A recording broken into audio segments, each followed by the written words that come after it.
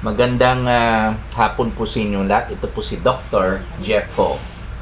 Nandito po tayo sa clinic at ipatuloy po natin yung ating live consultation. Meron po tayong pasyente sa harap ko. At pila edad nimo? Ilang taon na po kayo? 37. At ano pong trabaho ninyo? Driver. Trabaho ninyo? Driver. Di sweet lover ka. Di ka sweet lover. Sweet lover sa imong asawa ba? Ikaw naman. Hindi naman sweet lover. Sweet lover sa labas. Dapat sweet lover sa loob ng bahay, di ba? Stick to one. Ha? Ilan pong anak ninyo? 2 anak. Okay. So, anong klaseng driver kayo? Tricycle, PUJ, taxi? Agirox. Agirox ba? Agirox ba to? Paano yan? Automatic. Public, yung Family. sasakyan, ang ibig Oo. family. Family driver. Family driver, ayan. Akala ko sa tangke de gira ka nag-drive eh. Anyway, so matagal na po kayo nag-family driver. Pila ka tuig na ka nag-family driver? Diyan mga 10 na. 10 years ka na, o di okay masyado. So ano pong problema natin ngayon? Yung hawak ko, di na mabaw. Hindi na bawgal, hindi daw, mahirapan daw siya yung yumuko. Ang yung hawak is yung likod niya.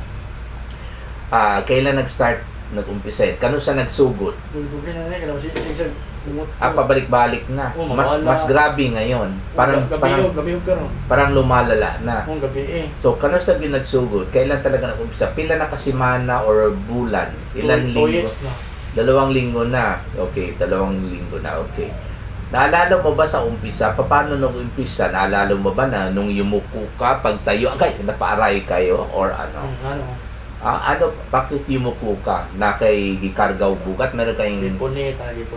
Meron. Anong sa'yo mong ipunit ato? Nakainom-dum gid ka ato? Pagtindog ni mo, parang napaaray ka? Magana dito. Okay. Sige. Wala ka nag-inom mong tambal? Hindi kayo uminom ng gamot? Gabi eh. Kuwan. Anong gamot? Sambong. Sambong. Ang sambong po, hindi naman para sa low back pain. Hindi naman para sa sakit. Ang sambong po ay para sa kidney stone. Okay? So, hindi yan. Saka, siguro, sino nagbigay ng sambong sa inyo? Yung boss mo? Ako lang. Kayo. So, ang sambong kasi para sa kidney stones. Para sa sakit dahil sa kidney stone. Pero ang sambong mismo, hindi yan pain reliever. Ha? Okay? Para ma-prevent yung kidney stone. Yung sakit ninyo sa likod, hindi naman dahil sa kidney stone yan. Kaya wala pong silbi ang sambong. Saan po banda pwede, patingin po sa akin? Mahirapan kayo magtayo, no? So, saan banda? Dito. Okay, papayag kayo na huwag kang tumingin dito para, okay, dito po banda ang kaniyang sakit. Pakituro nga, pakituro. Ayan, nandito. Okay? So, nandito po kasi yung spine natin, no? Dito yung pinakadulo. Ito yung lower back, no? Okay? Ito yung tinatawag natin na lumbosacral spine. Ang kidney kasi, nandito yan sa taas, dito, or dito. Okay? So, malayo po sa kidney yan, ha? Okay, dito palagi kasi yung nalisa. Ano mo yung nalisa? Basta, na-dislocate, no? Okay? So lalo pag mali ang posisyon ninyo pag yuko, no? So dito talaga ang malisa or ma-dislocate at maipit po yung nerve. Okay, yung sakit po ba hindi ba tumakbo dito pababa? Hindi, o dito lang talaga banda? Okay, dito banda. Pero at bumaba din na dito. Okay, sige. Okay. Wag mo na ibaba, kita yung sorry. Sorry, nabalik. Napindot ko yung okay na, pwede kayong umupo. Bakit gusto niyo ipakita yung puwet mo? So, hirap no mag-upo. So anyway, maaring po yan, maaring nalisa yung nung yumuko ka. Okay, kumbaga meron kang slipped disc, ha? Kalintura mo po po. May lagnat daw. Sandali lang, nag-ring sandali lang, ha? Sorry, time out muna. Hello, yes, magandang hapon po. May hapon, unsay problema nato?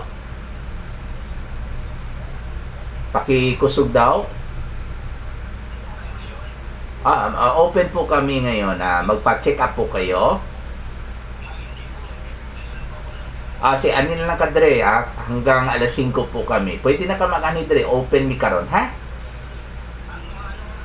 Alas 5 po, alas 5, 5 o'clock. Thank you, bye-bye.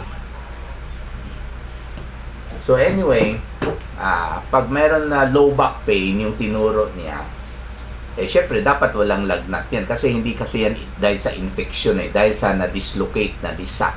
Umurong yung disc. Okay? At hindi na yan magkalagnat ang pasyente, no? So malamang yung lagnat niya may ibang dahilan, no? Okay? Pero kung i-connect ninyo, baka meron siyang UTI at saka kaya masakit yung likod at saka may lagnat siya, mahirap UTI kasi yan kasi unang-una yung location ng pain niya hindi naman doon yung kidneys. Yung kidneys kasi pag may infection doon sa taas yung masakit, no? At saka kahit meron kayong infection sa pantog or urinary bladder, dito sa harap magsakit yan. Kadalasan hindi yan tumatagos sa likod, no? So, maaaring yung lagnat ninyo may ibang dahilan at pupunta tayo doon, no? Okay, so sa sakit sa likod ninyo, okay, kailangan po mag-bed rest kayo. Hindi po kayo pwede mag-drive. Ha? Okay? So, bed rest talaga kasi pag patuloy pa rin kayo mag-drive, okay, kahit uupo kayo, hindi yan babalik sa normal yung disc location ninyo, ha? Dili mo balik imong lisa, okay, sa normal pag patuloy pa rin ang mag-drive kayo. The only position, okay, or activity na babalik sa original location yung disc ninyo is pag nakahiga lang po kayo. Bawal mag-upo ng matagal, lalo mag-drive, bawal magtayo, bawal maglakad, bawal magyuko. Bawal magpahilot sa likod, kasi unang-una, nalisa yan. So, hindi talaga ako nagpapahilot. Okay? So, bed rest. Plus, of course, mag-inom po kayo ng gamot para sa pain, no? Kadalasan kasi ang binibigay po natin yung mga gamot noon pa. Okay? Kasi yung mga gamot noon, mas mura. At para sa akin, mas effective. Okay? Unlike yung mga pain reliever na itong bandang huli, okay? Although nagre-reseta rin ako ng celecoxib, etoricoxib, no? Yung mga coxib na coxib, no? Pero mas gusto ko yung pain reliever noon na mas mura at para sa akin po, mas effective. Katulad ng diclofenac sodium, 50 mg tablet, 1 tablet 3 times a day for 5 days. At saka pwede tayo magdagdag ng low dose ng steroid katulad ng dexamethasone, 500 microgram tablet, kahit 2 tablets 3 times a day for 5 days. Pero katulad ng sinabi ko, okay, kailangan complete bed rest. Walang mangyari sa gamot pag hindi siya maghiga. Kasi palagi ko sinasabihan mga pasyente, 80% ng solusyon niya ay pahinga or higa. 20% po ay nakasalalay po sa gamot na pain reliever. Ibig sabihin, kahit inom pa siya ng gamot, kung hindi siya hihiga, walang mangyari sa 20%. Walang mangyari sa kaniyang gamot. Kailangan talaga complete bed rest. Nakahiga palagi, no? Payagan lang kita magtayo kung magpunta ka sa kubeta, mag-ihi, magdumi, or kaya maligo. Okay? Kahit kakain kayo, kung pwede po, sa kama po kayo kakain. Kumbaga, service deluxe po kayo sa bahay, sana yung misis po ninyo ang maghatid ng pagkain po sa inyo. Kumbaga, sitting pretty, sleeping beauty po kayo. Okay? So, yun lang po. At saka, syempre, bawal na yumuko ulit.